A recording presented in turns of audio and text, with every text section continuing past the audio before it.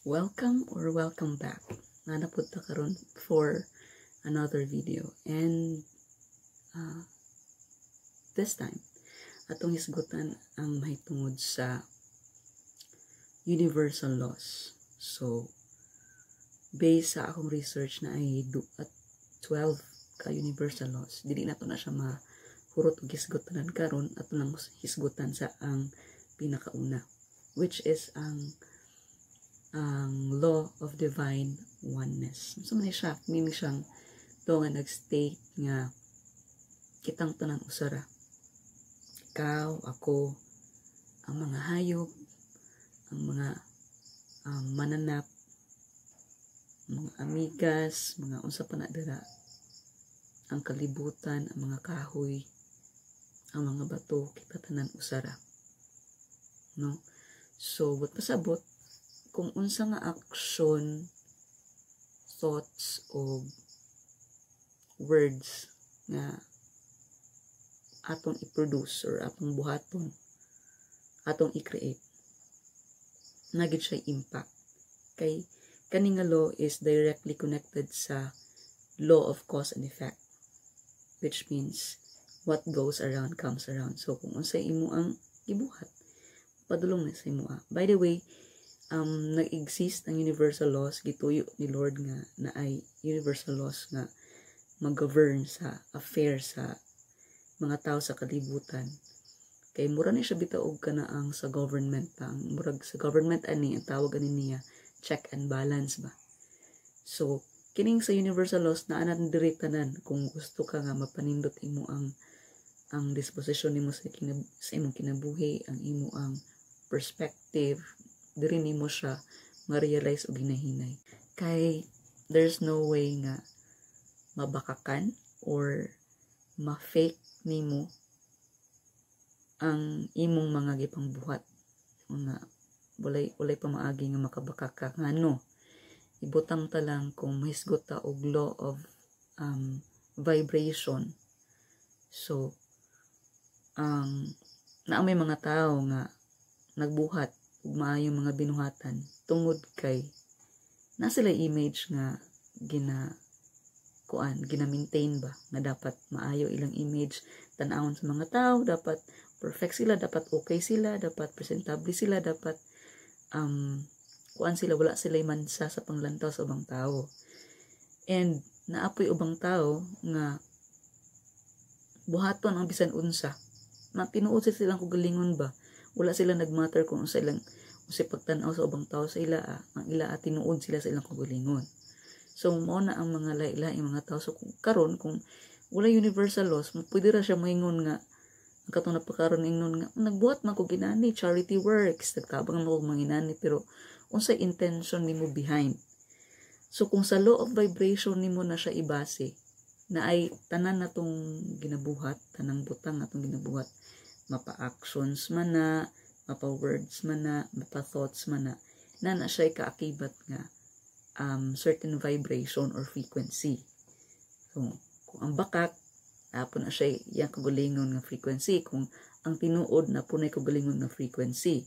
Mabitaw na usahay kung kana ang maminaw ta o kanang naay nindot kimo kanta nga kuan dabi na feel kay nato tong lyrics o kanang tono niya din on point kay pagkakanta, kana ang murag ang soul na niya ay makanta mga limbarot imong magbalhibo kay kabalo ka nga naay truth sa iya ang performance, no? Kana ang vibration nimo, ang vibration sa katong kanta nga iya ang gikanta or iyang gi-perform, na-attract ni ang imong vibration pod or vice versa.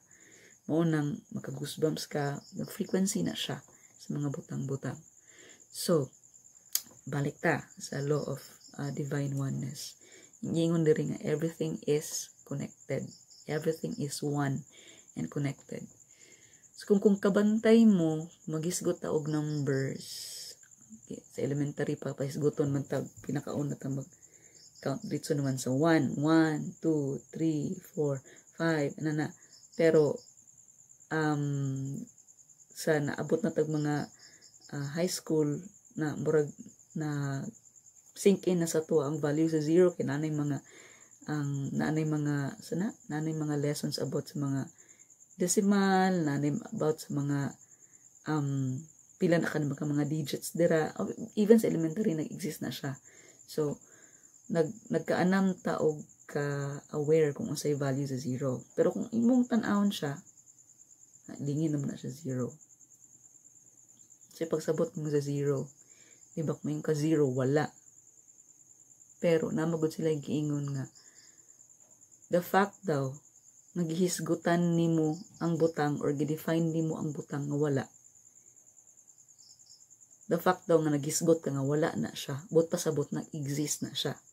Kay kung wala na siya nag-exist, unta, ulay pamaagi or there's no way nga imo na siyang mahisgutan or imo na siyang ma-define. Yeah. Ma-validate pod nimo ni pinaagi sa kung itapad nimo ang zero, nga isunod nimo ang zero sa any number nga dili zero, mo increase ang iyang value. Example, 1, 0, 1, 0, 10, di ba? O, kung tantangon nimo ang 0 as is ang value sa 1. Pero kung ibalik nimo, itapad nimo ang 0 sa 1, 10, mo increase ang iyang value. Inana, so dili lang ka makaingon nga wala gid siya value kay 0 man, wala gid siya value. Mo na sa kung sa law of divine oneness ngano nakaingon kung 0 kay oneness man, di ba? 0, circle of life bitaw, konektado tanan. So kung unsa gibuhat nimo sa anything nga naa sa nature, like para karong atong mga summer nga grabe kayo kainit nga atong wala pa yung mga ulan jud, ma-surprise ka nga perting inita sa kalibutan, pero samtang na ay illegal laging sa inyong lugar, okay lang sa imo maglantaw. Samtang ipamutol ang mga kahoy sa inyo ang palibot kana ang wala ka na balaka, ana ba? Nga dili ikaw nabuhat sa action, pero dili ka exempted sa consequences nga maabot. Ana, so konektado siya nga mao nang dapat gyud unta, no? Kung kuan lang gyud unta, lapad og lalom ang panglantaw ug pagsabot sa mga butang, mas advisable gyud unta nga mangialam jud ka kay madamay man kag apil. Napapade kay laing planet maadtuan kung madaot na ning kalibutan na. Unang saybit nga story, favorite man ko na ni siya nga speaker pod kini si Alex Collier nga usa ni siya na siya bloodline gikan sa Andromeda man yata nga planet. And then one time nga na invite siya dito sa ila ang mothership nila. Kala siya nga pag-abot niya dito nahadlok daw kuno ang mga bata nga taga Andromeda sa iyaha niya. Wala siya dayon nakakuan ba, nakagets kung ano, murag medyo na offend siya, pero giingnan siya sa leader nila nga katong iya ang nagkontak sa iya nga madto dito. Giingnan siya nga dili na tungod nimo, tungod man gud na kay nakabalo na sila nga taga Earth ka. Unya kay nakabalo sila kung taga Earth kana bitong naman sila kanang hologram nga TV, pero wala na structure. Hologram dito makita nimo nga mura kag nagtan-aw og film ba, mura kag nagtan-aw og movie nga isa ka tawo one moment happy kay siya, loving kay siya, pagka sunod adlaw or na-trigger lang siya something, capable siya mapatay og laing tao. So threat murag gitan-aw ta nila nga dili pud ta ingon nga threat sa ila kay mas advanced, mas evolve man sila sa tuwa. Pwede nila buhaton ilang gusto nila buhaton sa tuwa kung magbinuang ta. Muna dili ta threat sa ila, ang ila lang dili sila ganahan sa tong vibration kay kung saan kuno yung value nato kung wala na to wala tay pakabana sa atong palibot, wala tay pakabana sa atong kaugalingon, atong ginapakaon natong self og mga toxic nga mga produkto sa mga kapitalista nga bisag unsa lay chemical nga matakabalo, instead nga makaon natong mga gulay nga mas makaayo sa tua. And then wala tay pakabana sa atong palibot kasi nagbot ta bisag asa ta maglabay og sagbot. Tapos kapamutol ta sa atong mga kahoy, unsa daw kuno atong value. Mao na siya ang sad reality. So going back na sa atong law of divine consciousness, dili ka maka-expect na kung naay magputol og kahoy, kung hurot nagputol ang kahoy sa inyong palibot, dili magbaha kunting ulan, labi namo sa lowlands or namo sa kapatagan, or kunting init, di ka ka-expect nga dili init kaayo ang panahon kay wala na may mga kahoy. So pumaingon kag nga dapat bugnaw or mag-expect nga bugnaw ang panahon niya, umaw na ang kuan, wala na yung mga kahoy sa palibot na kuan kayo kana ang binumbilya kayo siya nga panghuna-huna kung mao na yung expectation, diba? Niya may matabang nag-aircon, may tanan taon maka-afford makapalit og aircon or maka-afford sa bill sa aircon ana. So dili gina siya kanana siya mura na siya band-aid solution ra ba sa kanang problema ha. So band-aid taplak ra nimo dili makitang samad pero napagid ito sa ilalom, wala pa gid siya nag-heal. So short term solution ra siya sa problema. Ang nindot ana gyud mabalik na to ang dati na to nga kanaang pagkinabuhi ba, adapt na to og balik sa kung sa toy pagkinabuhi sa tunong ancestors sa una nga mas tag-as pa sila lifespan kaysa sa ato karon, nahinahinay to adapt og balik kay mao magid atong nature, part of sa nature, dili man tayo kung himulag ta sa nature. So kung guba ang nature, guba po ta, normal, obvious na siya nga kuan padulngan nato. So ano siya, dili pod ka expect nga walay landslide kung itugutan nimo nga naay mining sa inyong lugar, no?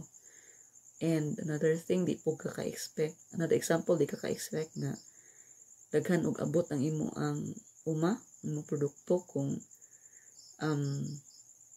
wala po kay gipang tanom nga mga bulak sa palibot, kay wala man kay mga pollinators, wala man kay mga buyog nga mo ato sa imong garden ana. And the list goes on.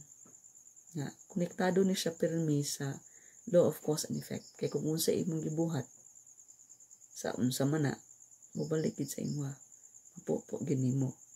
Kay tanan nimong action, tanan nimong istorya, tanan nimong thoughts na siya kaakibat nga vibration og walay exempted, no?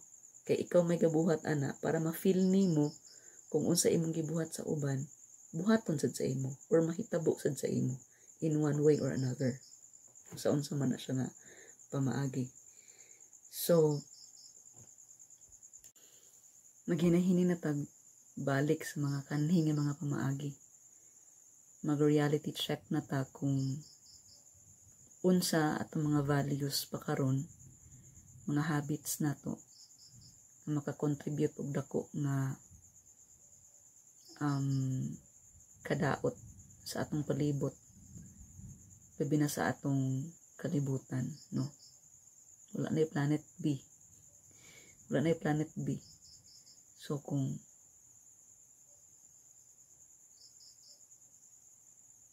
tawag ani ka na ang nabalaka ka sa sunod nga generation, kay mga anak na kay mga apo na gusto nimo mo inherit pa sa kalibutan para sa in the future or in the near future,